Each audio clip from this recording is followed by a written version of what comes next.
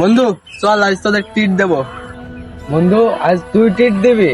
কোনোদিন তোর পকেট থেকে 2 টাকা বাড়ায় না, আর আজকে তোর কি হলো? না রে বন্ধু, আজ আমার মন চাইছে তোদের আজ কিছু খাওয়াবো। চল আজ ট্রিটটা দিয়ে দি তোদের। চল তাহলে আসি। রে বন্ধু ফোন দিছে, ও মা ফোন দিছে। হ্যালো মা, কি হয়েছে? বাবা, আমার শরীরটা খুব অসুস্থ, মনে হয় অসুখটা আবার বেড়েছে। তুই বাড়ি আসার সময় ওষুধ নিয়ে আসি বাবা। তোমার ওই অসুখের পিছনে আমি টেকে আমাকে ঢালতে পারবো না।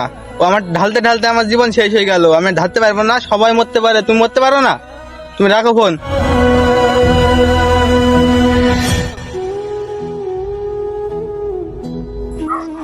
কিরে দাড়ি কে নাই? না রে, আমি যাবো না, তোরা যা। নিজে তো 2 টাকা খাওয়াবি নি, আবার অন্যজন খাওয়াইছে তাও যাবি না। তোর সাথে আবার এত দাঁড়া তো, কি সমস্যা আছে, যাবি নি কেন? আসলে বন্ধু, তোকে আমার বন্ধু বলতেও লজ্জা হয়। যার মা বাড়িতে অসুস্থ অবস্থায় পড়ে আছে, কিন্তু তাকে ওষুধ কিনে দেওয়ার মতো তোর কাছে নাকি টাকা নাই। এইদিকে তুই তোর বন্ধু বান্ধব নিয়ে মৌজ মাস্তি করতে যাচ্ছিস। আচ্ছা বন্ধু, ভেবে দেখতো, যেই মা তোকে 10 মাস 10 দিন গর্ভে ধারণ করেছে, ছোট্ট থেকে লালন পালন করে তোকে এত বড় করেছে, নিজে না খেয়ে তোকে খাওয়াইছে, সেই মা তোর আজ অসুস্থ, কিন্তু সেই মার পিছনে তোর টাকা ঢালার মতো টাকা নাই। এইদিকে তুই বন্ধু বান্ধবের পেছে ঠিকই প্রতিদিন টাকা নষ্ট করিস। কাজটা কি আসলেই তুই ঠিক করিস? আসলে বন্ধু, আমি এতিম তো, মা না থাকার যে কি যন্ত্রণা তা আমি বুঝি। তোর মা আছে তো, এখন তুই বুঝছিস নি, তবে তুই একদিন বুঝবি।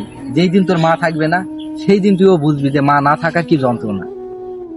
আমরা আল্লাহর কাছে মোনাজাতে কি চাই? জান্নাত চাই।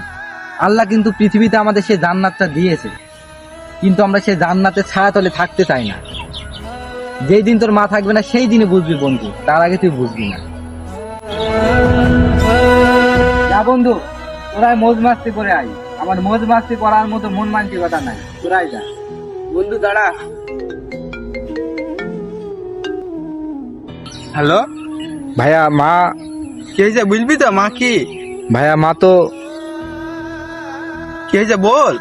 ভাইয়া মা আর আমাদের মাঝে নেই।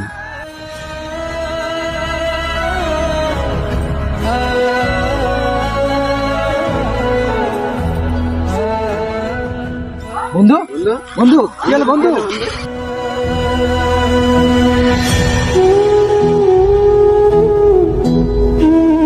বন্ধু বন্ধু বন্ধু বন্ধু বন্ধু